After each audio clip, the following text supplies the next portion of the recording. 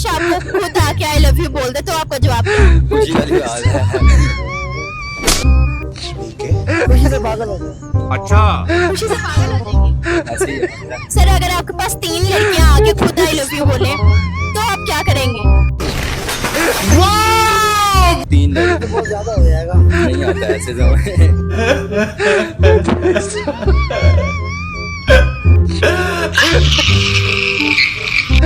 एक ही बहुत है। क्यों 3 क्यों? एक ही एक बोला।